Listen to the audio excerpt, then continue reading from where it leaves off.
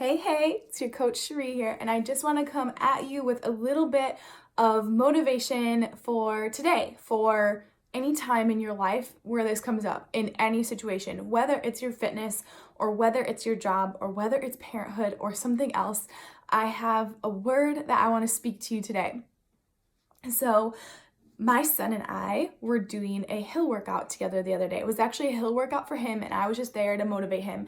He is actually on my track team, but we were both missing practice that day for different reasons. And I was like, hey, we still got to get a workout in. You know, this is a commitment you make to your team to do better. So we were doing these hill repeats, and my son is a little bit too much like his mama, where when I was younger, before I knew better, when things weren't going perfectly, I just beat up on myself and kind of gave in or gave up because I was a perfectionist. Like, if I'm not doing it perfectly, then what is the point in doing it at all?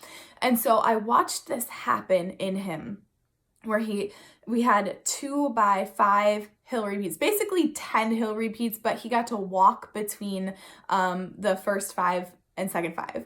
So he's on his third one and he just starts grunting as he's going up the hill, and I'm running just a few feet behind him to encourage him. And he just starts grunting, going, and he's like, this is so stupid. I hate this. And it starts like raining a little bit. So just like the perfect concoction for someone being really discouraged. And so I was like, buddy, it's okay. He goes, don't talk to me. Don't tell me that. He didn't want positive words. And I wonder, I'll do a few pauses to like create this analogy, but I wonder how many times that happens to us where we are struggling with something and there's a positive voice that tries to come in our head, and we want to shut up that voice because it's too painful or too cheesy or too whatever. It creates some sort of tension within us, and we don't want to hear that voice. We'd rather follow the negative voice because, one, that's the one we're more comfortable with. That's the one we're more maybe we've listened to more often in our lives. And so we want to cling to that negative voice because it feels right. And I want to encourage you in this moment that just because you have a thought does not mean it's true. So if you've ever had a thought where it's like, well, you've never been able to finish anything before, so you can't this time either, that isn't a true thought. It's just a thought that you have that you choose whether you hold hands with it or not, whether you keep it or get rid of it.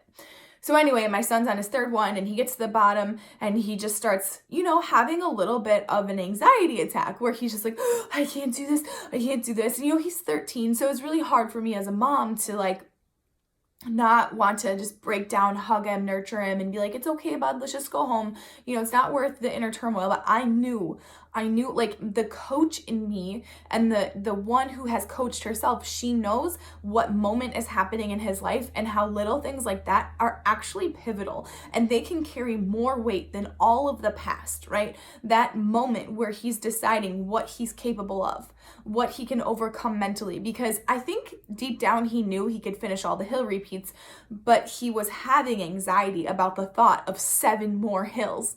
And so I said, just get through these next 2, we'll walk down after the 5th one. So he's still grunting and kind of just getting upset at the hills, and he gets to the top of his 5th one and he hunches over and he just starts crying. And I gave him a hug because, I'm a mom, and I said, because before the 5th hill, I said, listen, there are enough people in this world who feel sorry for themselves and give up on themselves because they feel too sorry for themselves to make themselves do the hard work. Right now, you're going to finish this hill and we'll talk at the top. And he got really mad. And I'm not going to lie, my heart really broke telling him that because, again, my motherly instincts, they just want to protect him.